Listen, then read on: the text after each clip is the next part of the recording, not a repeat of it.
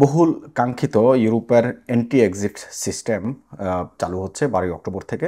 এটি নিয়ে এর আগেও বহুবার ইউরোপীয় ইউনিয়ন উদ্যোগ নিয়েছিল। দীর্ঘ 10 বছরের মধ্যে নানান আলোচনা সমাধান হয়েছে এটি কীভাবে সমাধান করা যায় সেই বিষয়টি নিয়ে গণমাধ্যমে ফলো করে প্রকাশ করা হয়েছে সংবাদ। ফ্রান্সের গণমাধ্যম সহ একাধিক গণমাধ্যমে যে আগামী 12 অক্টোবর থেকে এই স্বয়ংক্রিয় সীমান্ত নিয়ন্ত্রণ চালু করবে ইইউ, এটা প্রচার করা হয়েছে।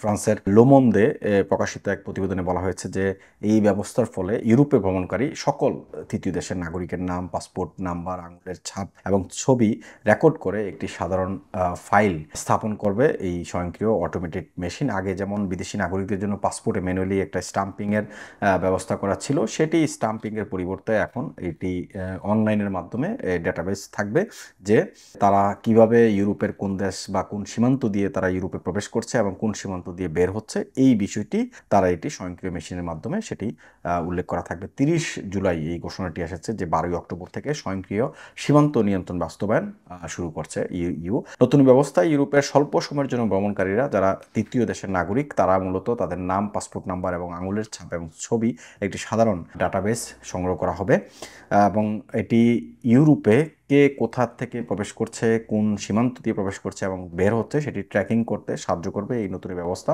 ইউরোপীয় অভিবাসন কমিশনার ম্যাগনাস ব্রুনার তিনি এই কথা বলেছেন গণমাধ্যমে। প্রায় 10 বছর ধরে বিতর্কিত এই ব্যবস্থার বাস্তবায়ন সময়ের সাথে সাথে দাফে দাফে পরিবর্তন করা হয়েছে। কমিশন জানিয়েছে সদস্য রাষ্ট্র, ভ্রমণকারী এবং ব্যবসা প্রতিষ্ঠানগুলো নতুন ব্যবস্থার সাথে খাপ খাইয়ে নেওয়ার জন্য সময় পাবে। এই স্বয়ংক্রিয় পরীক্ষায় 29টি দেশ অংশগ্রহণ করবে। সাইপ্রাস এবং আয়ারল্যান্ড ছাড়া সমস্ত ইউ দেশ এবং ইউর বাইরের আইসল্যান্ড, লিসেনস্টেন এবং নরওয়ে ও সুইজারল্যান্ড এই যে অংশগ্রহণ করবে তারা এই যে নতুন সিস্টেমে যে অন্তর্ভুক্ত করা হচ্ছে এটি নিয়ে এর আগেও বহুবার আলোচনা হয়েছে, বহুবার গণমাধ্যমে সংবাদ প্রকাশ করেছে। আমরাও এমআইবি টেলিভিশনের মাধ্যমে আপনাদেরকে জানিয়েছিলাম যে ইউরোপে নতুন এন্ট্রি এক্সিট সিস্টেম নিয়ে ইইউ যে পরিকল্পনা করছে সেই পরিকল্পনা বাস্তবায়নে তারা কি কি ভূমিকা রাখছে এবং কিভাবে সেটি কার্যকর হবে।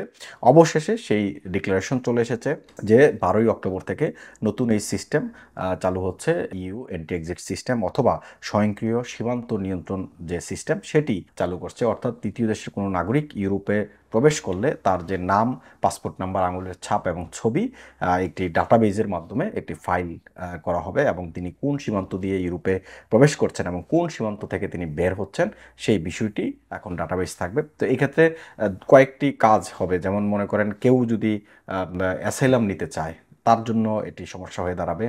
মাদক পাচার, মানব পাচার এবং সন্ত্রাসী হামলা রুখতে আসলে মূলত এই উদ্যোগ নেওয়া হয়েছে ইউরোপীয় ইউনিয়নের পক্ষ থেকে যে বহি সীমান্ত থেকে যে ধরনের হামলার আশঙ্কা করা হয় নানা সময় সেগুলোকে রুখে দেওয়ার জন্য এই পরিকল্পনা ইউরোপীয় ইউনিয়নের এবং এটি বাস্তবায়নের জন্য আগামী 12 অক্টোবর দিনটি ধার্য করা হয়েছে।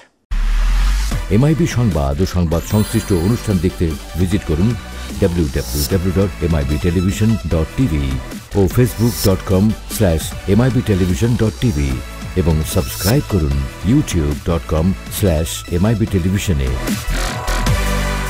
এমআইবি টেলিভিশন, সত্য খবর, সঠিক খবর।